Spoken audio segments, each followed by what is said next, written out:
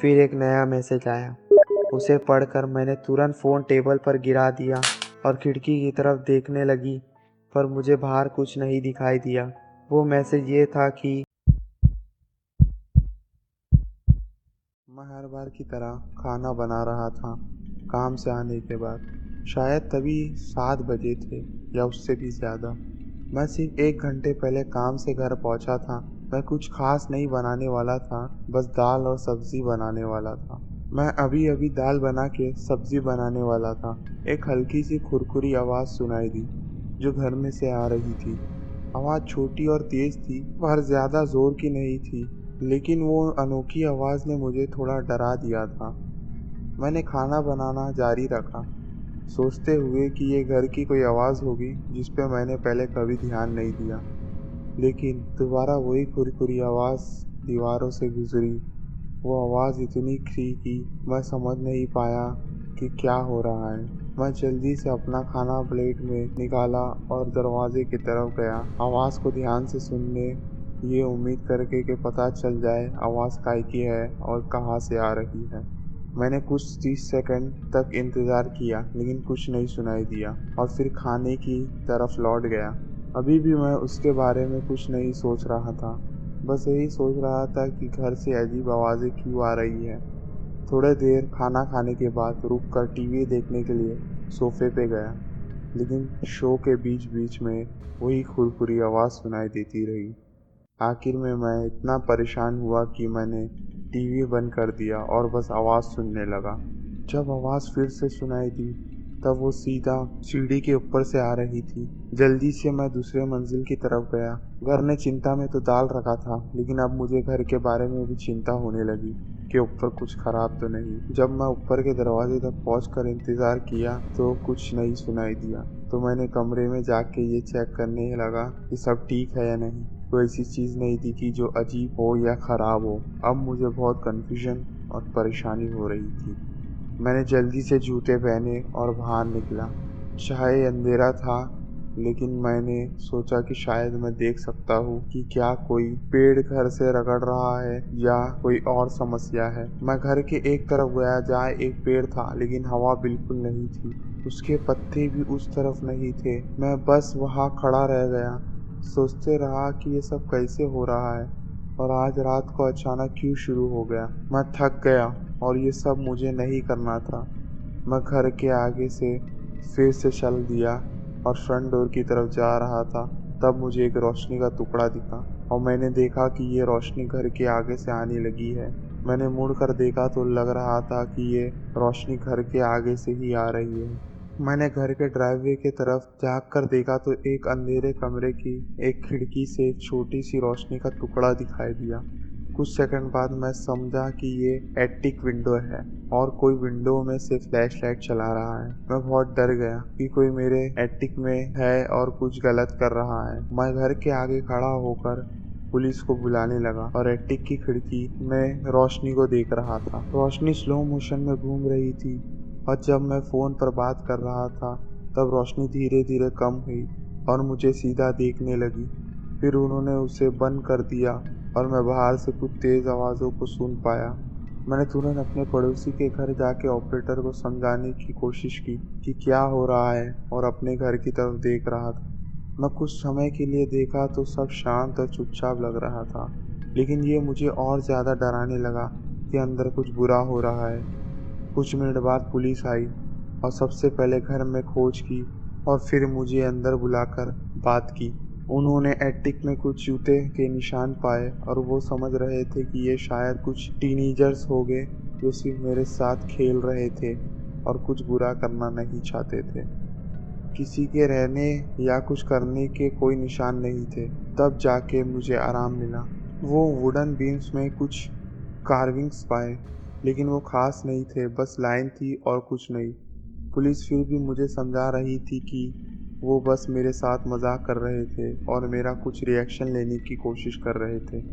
जैसे कि उन्होंने बताया कि कैसे वो घर के अंदर आए थे। शायद रूफ पे चढ़ के किसी खिड़की से अंदर घुस गए थे जब मैं काम पे था और बाहर निकलने के लिए सीलिंग के एटिक डोर से निकले और मेरे घर के बैक डोर से चले गए। वो तो कह रहे थे कि ये एक हार्मलेस ग्रुप ऑफ किड्स है, पर मुझे कोई भरोसा नहीं है। जब पता चला कि कुछ अजनबी लोग मेरे घर में घुसकर पूरा दिन और रात गुजार रहे हैं, तब मुझे बहुत डर लगने लगा। मैं तो ये भी नहीं जानता कि उनके इरादे क्या थे, शायद वो कुछ और ही करने आए थे। बचपन में मैं एक नॉर्मल परिवार के बीच बड़ा हुआ था और हमारे पास एक सुंदर बीच वाला घर था। जब मैं 7 साल का हुआ तो हमने एक छोटा सा कुत्ता फ्रेंजी को घर में अडॉप्ट किया। फ्रेंजी मेरे साथ कई साल तक मेरे अच्छे दोस्त की तरह रहा और जब मैं बड़ा हुआ तो मैं अकेला घर में रहता था। पर फ्रेंजी मेरे साथ था इसलिए मैं कभी अकेला महसूस नहीं करता था। मैं कभी भी किसी चीज से परेशान या डरता नहीं था। लेकिन ये बात हमेशा के लिए नहीं रही। जब मैं 15 साल का हुआ तो हमारा घर बेच दिया गया और हम दो 20 मिनट के फासले पर एक जंगल के बीच में छोटा सा घर खरीद के वहीं रहने लगे। पर दुख की बात ये थी कि उसी समय फ्रेंजी मर गया था। शुक्र है कि वो गर्मी की छुट्टियों में मरा था, इसलिए मैं घर पर रुककर उसकी याद में शोक मना सकता था। कुछ दिन बाद जब हमारे परिवार ने उस खूबसूरत फ्रेंजी के लिए मिलकर रोया, फिर सब नॉर्मल हो गया। मेरे माता पिता काम पर चले गए और मैं घर पर छुट्टियों में रहने लगा। लेकिन मैं तब से घबराहट महसूस करने लगा। ये पहली बार था मैं पूरी तरह से अकेला घर पर था। फ्रेंजी मेरे पास नहीं था इसलिए मैं छोटी छोटी आवाज़ों से भी परेशान और घबराहट महसूस करने लगा। साथ ही साथ हमने सिर्फ कुछ महीनों पहले ही यहाँ रहना शुरू किया था, इसलिए मैं यहाँ पूरी तरह से सुरक्षित महसूस नहीं कर रहा था। कुछ दिन बाद जब मेरे माता पिता काम पर गए और मैं घर पर अकेला था, मैंने सारे कमरे के दरवाजे बंद कर दिए क्योंकि घर सिर्फ एक मंजिल का था और जब आप दरवाज़ा खोलते तो सीधा किचन और लिविंग रूम दिखाई देता था। फिर एक दिन मैं अकेला घर में था और सब कुछ नॉर्मल था। तभी एक आवाज़ आई। मैंने सोचा शायद कोई अंदर है, लेकिन मैंने दरवाजे बंद किए थे। मुझे डर लग रहा था और मैंने अपने रूम में जाकर रूम का दरवाज़ा भी बंद कर दिया। मुझे किसी खास कारण से हॉलवे में खुले दरवाजे नहीं पसंद, क्योंकि मुझे वहाँ से कुछ अजीब सा महसूस होता था। इस दिन भी वैसा ही हुआ। मैं सभी दरवाज़ों को बंद करने लगा जब तक मैं अपने माँ बाप के कमरे के दरवाजे तक नहीं पहुँचा।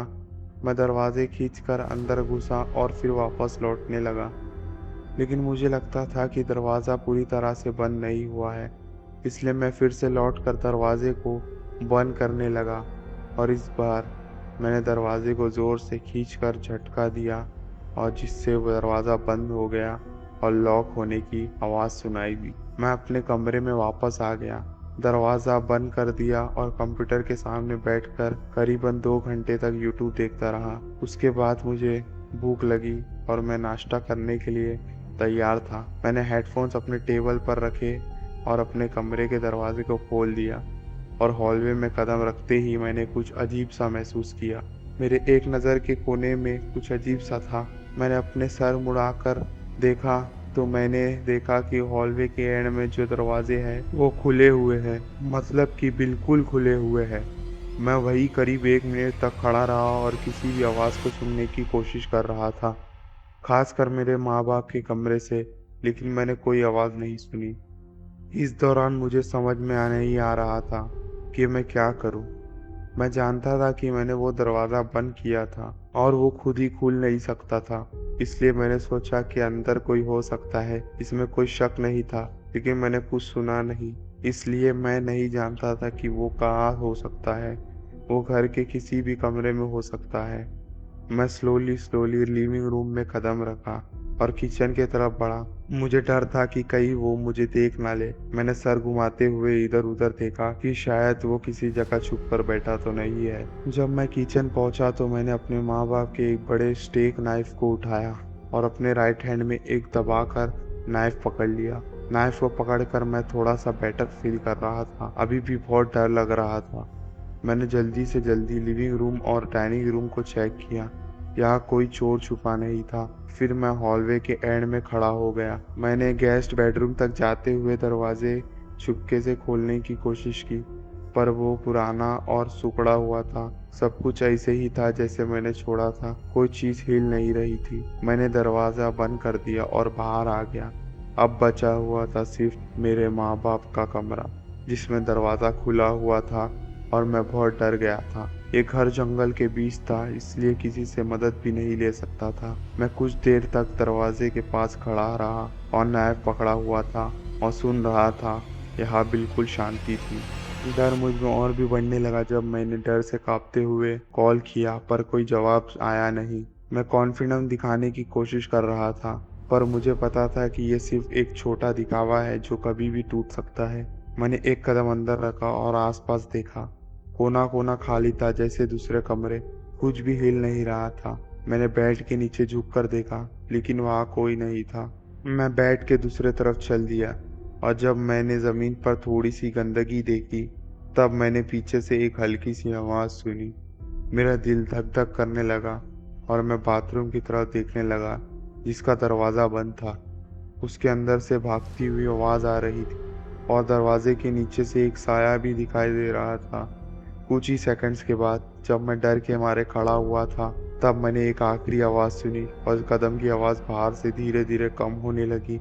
मैं घबरा कर खड़ा रहा, जैसे कुछ करते हुए दरवाज़ा बंद हुआ तो मैं अपने रूम की तरफ भागा और अपना फ़ोन ले लिया। शायद मैं पुलिस को नहीं बुलाना चाहता था, क्योंकि मैं जवान था और अगर वहाँ कोई नहीं होता तो उन्हें परेशान करने का डर था।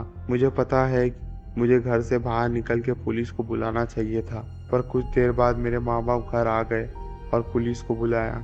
कि जांच पड़ताल के दौरान घर में कुछ गंदे जूते के निशान दिखाई दिए, पूरे घर में सिवाय मेरे कमरे के। वो पता लगा पाए कि ये सिर्फ एक व्यक्ति का काम था, लेकिन अजीब बात थी कि वो कुछ भी नहीं ले गया। कई महीनों बाद हम घर से बाहर निकल गए, क्योंकि घर में और भी कई परेशानी थी। आज मैं अपने 20s में हूँ और कभी कभी इस घटना के बारे में सोचता हूँ कि क्या होता अगर मैंने कान में हेडफोन्स नहीं लगाए होते, तो वो मुझे घर के अंदर घुसते हुए सुनाई देता, जो कि सोच के ही डर लगता है। लेकिन मैं खुश हूँ कि सब कुछ ठीक ठाक हो गया, बस वो आदमी कभी पकड़ा नहीं गया।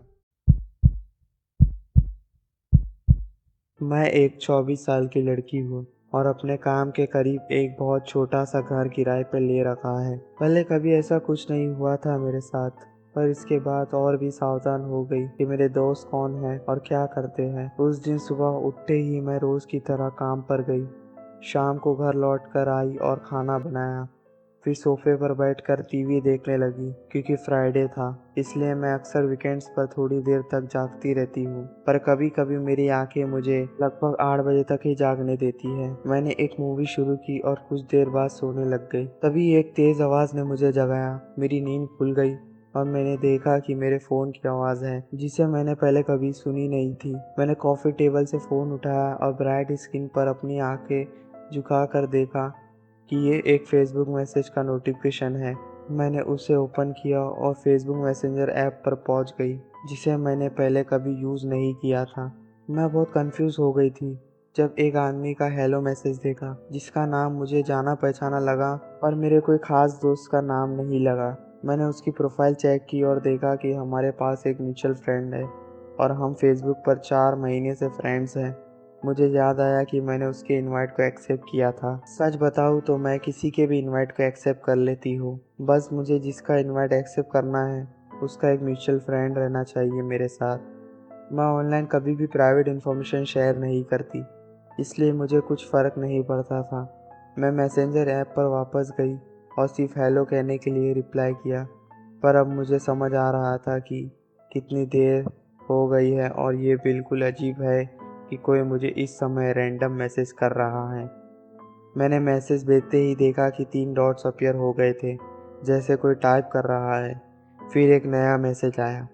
उसे पढ़कर मैंने तुरंत फ़ोन टेबल पर गिरा दिया और खिड़की की तरफ देखने लगी, पर मुझे बाहर कुछ नहीं दिखाई दिया।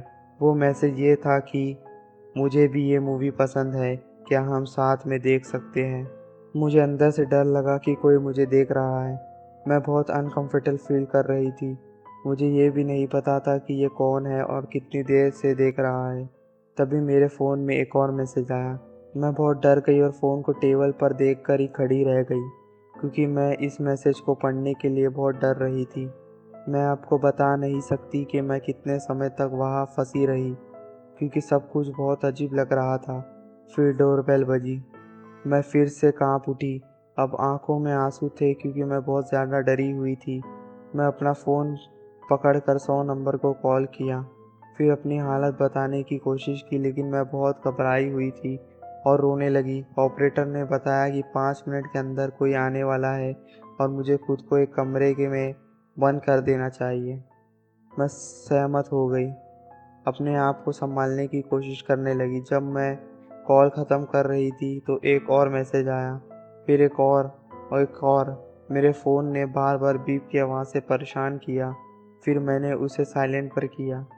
मैंने नोटिफ़िकेशन नीचे किया और देखा शायद 10 या 15 मैसेज थे, जिनमें से एक आदमी मुझसे दरवाज़ा खोलने की माँग कर रहा था। फिर अंतिम संदेश में बस ये लिखा था, कोई बात नहीं। मैं इसका क्या मतलब है नहीं समझी, लेकिन इससे कुछ ही सेकंड में पता चल गया। एक नरम ठोकने की आवाज़ घर के दूसरे किनारे से सुनाई दी। वो बहुत कम आवाज़ थी, जैसे कि वो डोर के बाहर था। मैं थोड़ी देर तक खड़ी रही सुनते हुए। फिर और एक धमाका जो पहले से ज़्यादा ज़ोर का था। उसके बाद कुछ बिखरने की आवाज़ सुनाई दी। मैंने अकेला कमरे में अंदर जाते हुए अपने आप को बंद कर लिया। बिल्कुल निराश हो चुकी थी और डर की वजह से रोने लगी। मैं उस इंसान की आवाज़ सुन रही थी जैसे कि वो बिस्तर के नीचे से ऊपर की तरफ बढ़ रहा है। मुझे यकीन था कि मैंने बिस्तर के दरवाजे को बंद किया था, लेकिन मैं निश्चित थी कि अब वो किसी भी समय उसमें घुसेगा। दरवाजे के लॉक के हिलने की आवाज़ सुनाई दी। फिर कुछ धक्का देने की आवाज़ आ रही थी, जैसे कि कोई दरवाजे को तोड़ने की कोशिश कर रहा था। और फिर कुछ तेज धक्के दरवाजे पर आए, जैसे कि दरवाज़ा टूट रहा है। फिर 3 तेज दस्तक दरवाजे पर आई। पुलिस, दरवाज़ा खोलो। मैं भागकर दरवाज़ा खोलकर उन्हें अंदर आने दिया। 2 पुलिस अधिकारी थे और मैं सोचती हूँ कि उन्होंने मेरे आंखों में चिंता देखी होगी। मैं बेसमेंट के दरवाजे की तरफ इशारा करते हुए जल्दी से बता रही थी कि वो वही है और वो तुरंत अपनी बंदूक निकालकर अंदर दौड़ पड़े। जब ऑफिसर दरवाज़ा खोलने के बाद अंदर दाखिल हुए तो चोर भागते हुए सीधा नीचे की तरफ भागा। उन्होंने जल्दी से पीछे जाकर उसका पीछा किया और थोड़ी ही देर में उसे पकड़ लिया। चोर ने जल्दी से जंप मारकर बेसमेंट की खिड़की से घुसा था, इसलिए वो शोर मचने का कारण था। लेकिन अब सवाल ये था कि वो कौन था। जब पुलिस ने उसका पता लगाया तो पता चला कि वो मेरा फेसबुक फ्रेंड था। मुझे लगता था कि वो फेक अकाउंट यूज़ कर रहा था, लेकिन ऐसा नहीं था। वही वो व्यक्ति था। वो बस मुझसे बात करना चाहता था और किसी और कारण के लिए घुसने की कोई वजह नहीं थी। ये बहुत अजीब और क्रीपी था। पहले कभी ऐसा नहीं हुआ था। मुझे लगता था कि ये सिर्फ फिल्म में होता है। उसके बाद मैंने अपने फ्रेंड्स लिस्ट को चेक किया और जिन लोगों को मैं नहीं जानती उन्हें रिमूव कर दिया।